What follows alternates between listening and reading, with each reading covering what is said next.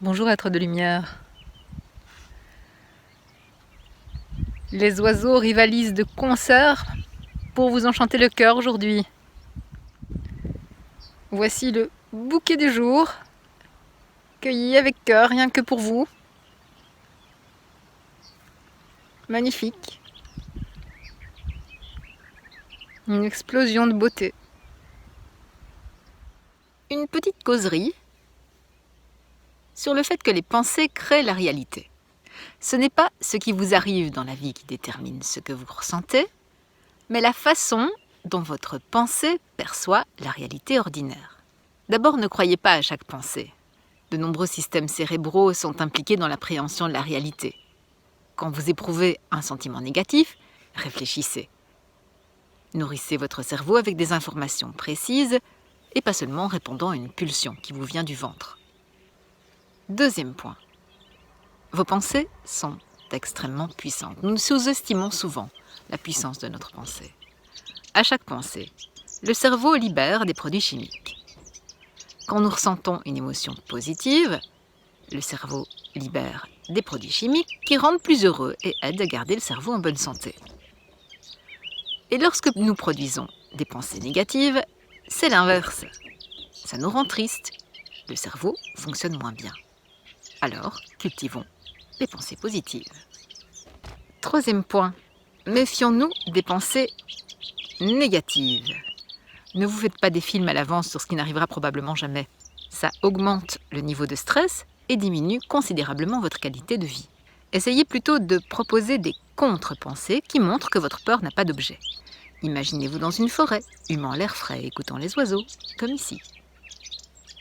L'alouette, la grive musicienne peut-être, avec un canard au loin. Imaginez-vous profiter du calme de la nature.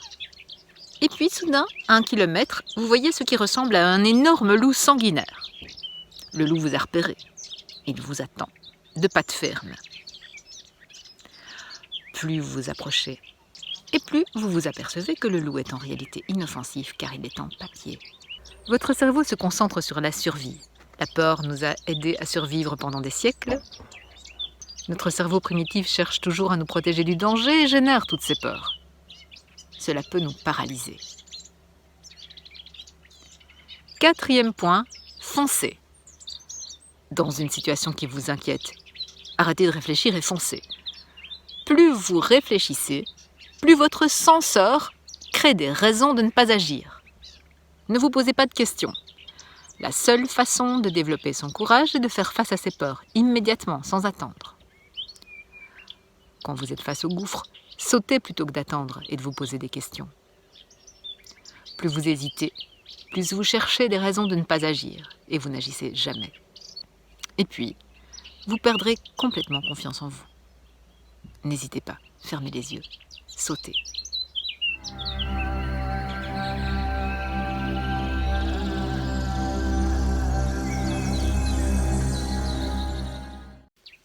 Certaines personnes me demandent la différence entre Surya Namaskara et Chandra Namaskara, la salutation au soleil et la salutation à la lune.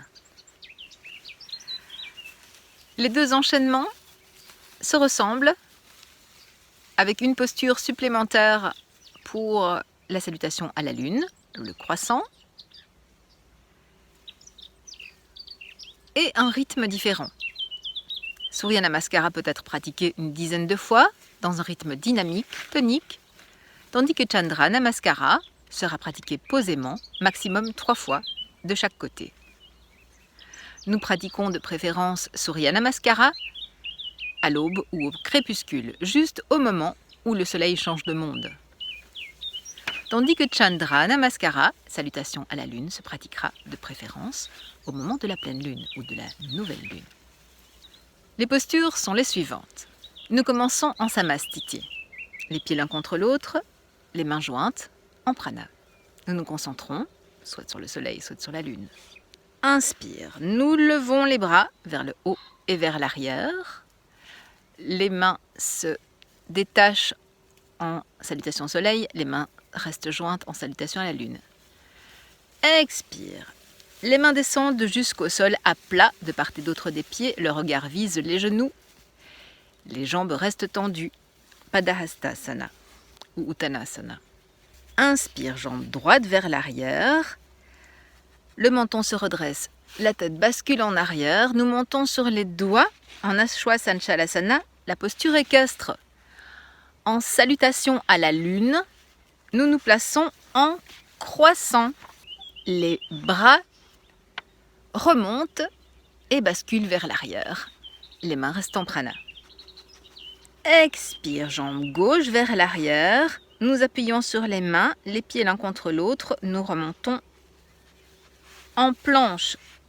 Rétention de souffle. Le menton au sol, le buste au sol, les genoux au sol. Nous sommes sur les orteils dans la posture à 8 membres Ashtanga Namaskara. Inspire, le buste se redresse, nous lâchons les pieds en Bhujangasana, le cobra. Expire, on pousse sur les mains, nous nous replaçons en montagne. Parvatasana. Inspire, pied droit vers l'avant et nous nous replaçons soit en posture équestre, soit en croissant. Expire, pied gauche à côté du pied droit, on tend les jambes en Uttanasana. Inspire, les mains remontent tout le chemin vers le haut et vers l'arrière. Expire, les mains descendent devant le buste en Samastiti. Et on relâche. Surya Namaskara est excellent pour garder l'équilibre, en particulier dans des périodes comme celle-ci. Si vous manquez d'imagination, d'envie de pratiquer une séance de yoga complète, vous pouvez pratiquer une quinzaine de salutations au soleil. Le climat s'y prête merveilleusement. L'enchaînement lui-même est un étirement. Vous sentirez les bénéfices rapidement dans le corps et dans l'esprit. Surya Namaskara permet à la circulation de l'énergie de continuer. Surya Namaskara active la dimension yang, tonique, masculine du corps et de l'esprit. C'est l'action, la chaleur. C'est tout ce qui est en mouvement. Chandra Namaskara travaille sur la dimension plus féminine, plus contemplative, plus douce, plus fraîche. Rappelons que Chandra est un homme comme Surya. La lune est un homme dans les traditions hindoues.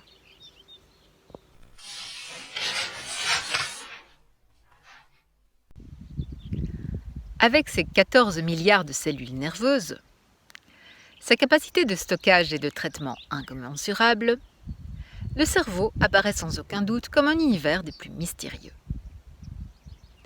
Si l'on se risque à le comparer à un ordinateur, celui-ci, pour assurer les multiples fonctions instantanément mises en œuvre par le cerveau, excéderait largement par ses dimensions la surface du globe.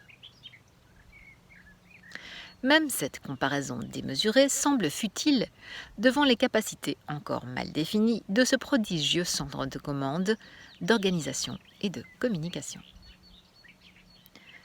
Sait-on jusqu'où peuvent s'étendre ces contacts et ces liaisons ? De nos jours, les chercheurs en repoussent les limites. Les découvertes récentes sur le biofeedback, c'est-à-dire l'autorésonance biologique, incitent à croire que l'homme est capable de maîtriser les processus les plus complexes de son corps. Ralentir ou augmenter le rythme cardiaque, augmenter et influencer la circulation du sang, déclencher des mécanismes de défense et de rejet de la maladie. 20 minutes de méditation suffisent à modifier la consommation d'oxygène, à faire varier le flot sanguin, à réduire le niveau de lactase dans le sang, la lactase étant liée à de nombreux symptômes d'anxiété. L'état de méditation provoque également une réduction des temps de réaction et l'on observe aussitôt après une nette amélioration de la perception auditive. Je me réjouis d'être à nouveau près de vous et vous envoie des rayons aussi lumineux que ce magnifique soleil d'ici la fois prochaine.